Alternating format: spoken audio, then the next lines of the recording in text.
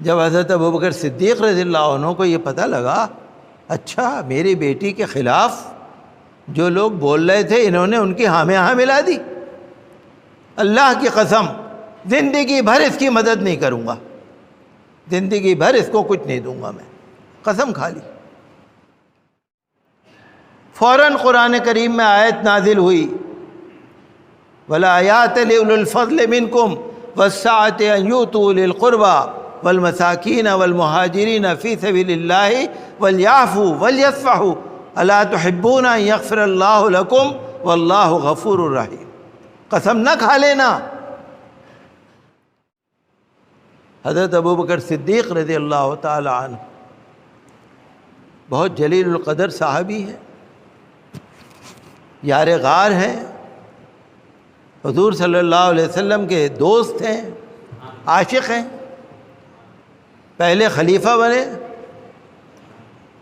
اور اللہ نے کچھ تجارت میں برکت دی تھی، کچھ تھوڑے سے پیسے بھی تھے تو وہ غلاموں کو خرید کر آزاد کرنے میں خرچ کر دی۔ ان کی عادت تھی، کسی کا مہینے کا خرچہ باندھ دیا، کسی کو ویسے ہی کچھ دے دیا، حالانکہ وہ جنت کی بشارت ہے ان کو۔ حضور نے فرمایا جس کو جنتی آدمی دیکھنا ہو ابو بکر کو دیکھ لو، جنت کی بشارت ہے۔ لیکن ان کی عادت کیا تھی؟ کسی بھی غریب کی مدد کر رہے۔ حضرت عائشہ صدیقہ رضی اللہ تعالی عنہا حضرت ابو بکر کی بیٹی تھی، حضور کی بیوی تھی، امہات المومنین میں سے ہیں۔ تو ایک واقعہ ہو گیا، حضرت عائشہ صدیقہ رضی اللہ عنہا جو حضرت ابو بکر کی بیٹی تھی، صاحبزادی تھی، ان کے بارے میں کسی نے کچھ کہہ دیا تو حضرت ابو بکر کے ایک خالہ زاد بھائی تھے، انہوں نے ان افواہیں پھیلانے والوں کی ہاں میں ہاں ملا دی۔ حضرت ابو بکر صدیق رضی اللہ عنہ کو معلوم ہو گیا کہ بھئی میری بیٹی کے خلاف جو لوگ افواہیں پھیلا رہے تھے اس نے تو اس کی ہاں میں ہاں ملائی ہے۔ اور وہ جو خالہ کے بیٹے تھے حضرت ابو بکر صدیق رضی اللہ عنہ، ان کا ہر مہینے کا خرچہ اٹھاتے تھے، پورا خرچہ اٹھاتے تھے۔ خالہ کے بیٹے بھی تھے، مہاجر صحابی بھی تھے جو ہجرت کر کے آئے تھے، جنگ بدر کے بدری بھی تھے جن کے بارے میں جنت کی بشارت ہے، غریب بھی تھے۔ حضرت ابوبکر صدیق رضی اللہ عنہ ان کی مدد کرتے تھے۔ جب حضرت ابوبکر صدیق رضی اللہ عنہ کو یہ پتہ لگا اچھا میری بیٹی کے خلاف جو لوگ بول رہے تھے انہوں نے ان کی ہاں میں ہاں ملا دی، اللہ کی قسم زندگی بھر اس کی مدد نہیں کروں گا، زندگی بھر اس کو کچھ نہیں دوں گا، میں قسم کھا لی۔ اللہ تعالیٰ کو تو سب معلوم ہے، اللہ تعالیٰ تو ایک ایک ہمارے عمل کو جانتا ہے۔ فوراً قرآن کریم میں آیت نازل ہوئی وَالْآيَاتِ لِأُولِي الْفَضْلِ مِنْكُمْ وَالسَّعَةِ أَنْ يُؤْتُوا أُولِي الْقُرْبَى وَالْمَسَاكِينَ وَالْمُهَاجِرِينَ فِي سَبِيلِ اللَّهِ وَلْيَعْفُوا وَلْيَصْفَحُوا أَلَا تُحِبُّونَ أَنْ يَغْفِرَ اللَّهُ لَكُمْ وَاللَّهُ غَفُورٌ رَحِيمٌ۔ قسم نہ کھا لینا، قسم نہ کھا لینا۔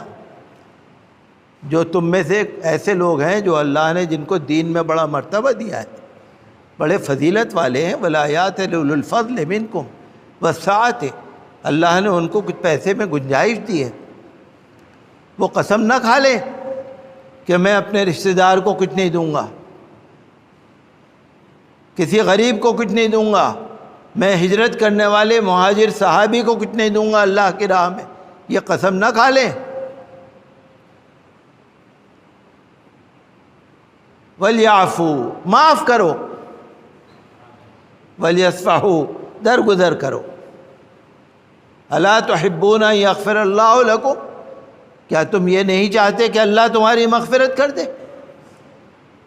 وَاللَّهُ غَفُورٌ رَحِيمٌ، اللہ بہت معاف کرنے والا ہے، مہربان ہے۔ حضرت ابوبکر صدیق رضی اللہ عنہ کے بارے میں قرآن میں یہ آیت نازل ہوئی۔ ادھر انہوں نے قسم کھائی، ادھر اللہ تعالیٰ نے یہ آیت نازل فرمائی، حضور صلی اللہ علیہ وسلم نے پڑھ کے سنائی، ابو بکر یہ آیت نازل ہوئی ہے۔ کہنے لگے میں برابر ان کو دیتا رہوں گا اور زیادہ مدد کروں گا، میں چاہتا ہوں اللہ میری مغفرت کر دے۔